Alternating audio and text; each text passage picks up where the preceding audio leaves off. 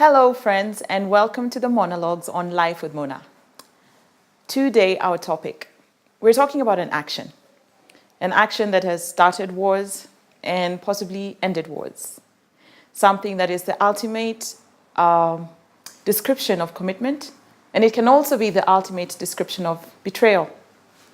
We're talking about something that can take 5 minutes. It can also take 5 hours. What is our topic today? It can mean the ultimate declaration of love, and it can also be of completely no value whatsoever. We're talking about sex. For me, I think sex is one of the most powerful things of humanity. Why? Because we are all here because of sex. We wouldn't be here, literally would not be here if sex hadn't happened, correct? So this thing is something that has meaning. I know people like to throw around words like, it didn't mean anything. Let me tell you guys, sex always means something. It can mean very little or it can mean a lot, but it always means something. There's no such thing as no meaningful sex. It means something. What the meanings are different, but it means something. I've always been very conservative when it comes to sex. Part of it is just how I was brought up. I was brought up in a Christian household, and so with Christian values. And I am probably one of the few fossils of my age group that went into my marriage as a virgin. Part of it was because of my values, yes. But later on, I learned that part of it was really just because of my own personality.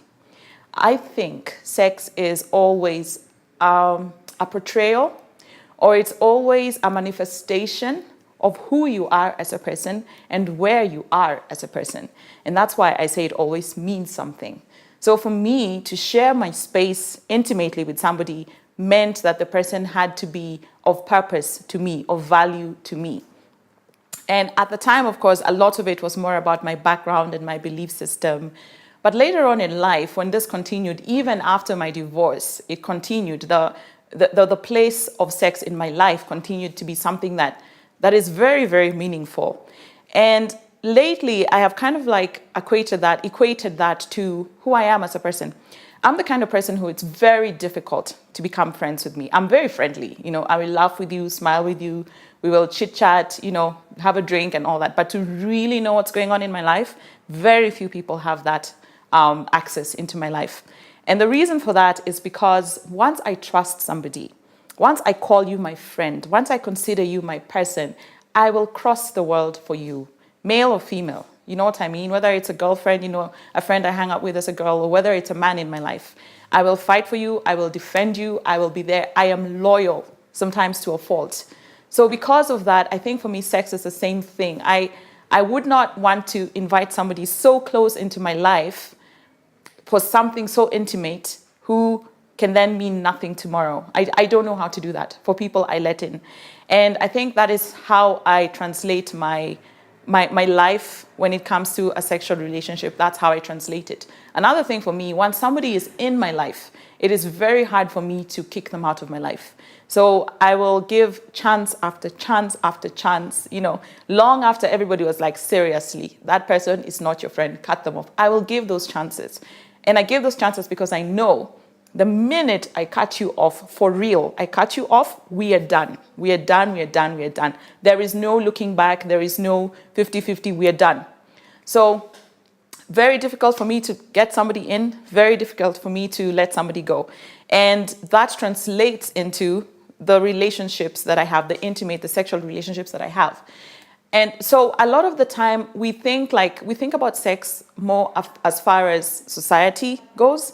We think about it based on society, what society can call, oh my God, that guy is such a dog, or wow, that chick is loose. We think about it from the point of society, but we don't think about it from the point of who we are actually, because I think that is the most important thing for us to decide. If tomorrow I decided I'm just going to go and have a fling, that's fine. But I need to be very clear with myself what I am doing, so that I don't enter a fling and then get attached to this fling, and we both agreed it was a fling, but I get attached to it because to me, sex means something, So it's very important for you to understand, I think, your character. And because your character will inform how you act in a sexual situation, and part of that is also your belief system. But until we really break that down and until we really understand it, then we're just going with emotions, whether it's the emotions of society or the emotions of upbringing or the emotions of belief system. We're just following the motions. So in our conversations today, we're breaking that down. I'd really like us to break that down. And I'd really like us to bring this thing from a simple action. Like I said, there is no meaningless sex. It means something. And the only way for you to understand what it means, I feel, is for you to understand who you are, and where you want to go. I know that's a bit philosophical, but it's fine. Let's have that philosophical conversation because the rest of it we have had, right? And if you think about it, there's a difference between you in a position where you can bang somebody on the side of a wall outside a pub, correct? You can also take someone to Kempinski, correct? For the same action. So the only difference there is who you're saying you are when you're up against the wall and who you're saying you are when you're at Kempinski and what it means to you. And I think unless we fully understand these things or even just think about them a little bit more, we just end up acting without a purpose behind it. Another reason why this conversation is important, I think, is because of how subconsciously important sex is to us. This is the thing that has broken many, many, many relationships, particularly when we're talking about fidelity or infidelity. A couple can have everything else going for them for 10 years, 15 years, and then one day the man finds out that the woman was cheating or the woman finds out that the man was cheating. Cheating being how society has defined cheating. And that spoils everything. Like the whole relationship then becomes a lie. It wasn't true. There is betrayal, there is hurt, there is pain. Why? You know, we really need to think about why. I cannot wrap my head around it. Honest to God, I can't. And let me tell you why. For instance, I got married when I was 27. I knew my husband for 9 months, right? I know people know, typically somebody will get to know someone for maybe 3 years, 5 years before you get married to them. So you've lived for 27 years or 30 years. You've known this person for 3 to 5 years. And you decide, out of my 27 or 30 years, this person I've known for 3 years, I'm going to commit my life to them forever. Okay, we're talking what, 30, 50 years, maybe even more, forever. Based on a knowledge of 5 years, I'll commit forever. And I will love only them. I will desire only them. I will give myself to only them forever. This is what monogamy tells us. And I say, why? You know, we make such a big deal out of it. We invite 200, 250 people, most of whom we don't know, some of whom we don't even like. You know, you buy a super expensive dress that you'll never wear again. You buy some super expensive cake that most people will not even enjoy, you know, and then you have all these people there and you stand in front of mostly strangers, people who don't really know you, and you claim this promise to somebody to love them and want them only forever. And while that can be a beautiful thing, you know, choosing to walk through life with somebody can be a beautiful thing, I think we really need to unravel why is it so important to claim this person belongs to me and only me? Why is a possession so important to us? And I think that comes down, of course, to sex, right? Because you don't have a problem with this person having other friends. It's just how close they'll be with that other person, which means sex, right? At the bottom, it's sex. People can excuse emotional affairs, but very few people can excuse sexual affairs. Why? We really need to get to the bottom of that because most of us follow it because it's what we are told, right? We are told if somebody really loves you, then they should not love somebody else. Why? You love your brothers and your sisters and your mother and your father and your friends, and those are many people, and you still love them in a way that is worthwhile. So why this one act? Why is it so important? I don't have the answers. That is why on this show we call in the experts so we can have a chat with them and unravel these things, you know.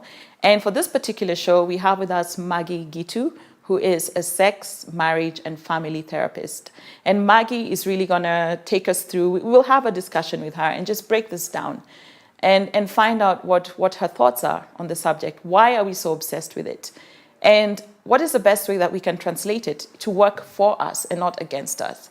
I am not saying you should only sleep with one person. I am not saying you should sleep with 10. I am not saying, you know, you need to do anything except what you believe and accept what is right for you. But the only way to understand that is if we stop and just put out the noise of society and beliefs and expectations and find out why we are acting the way we are acting. And we're going to discuss that and unravel it and talk about this wonderful topic called sex. So on Life with Mona, that's our topic this week. So join me for that conversation with Maggie. And thank you for watching the MonaLogues. This is Life with Mona. Bye.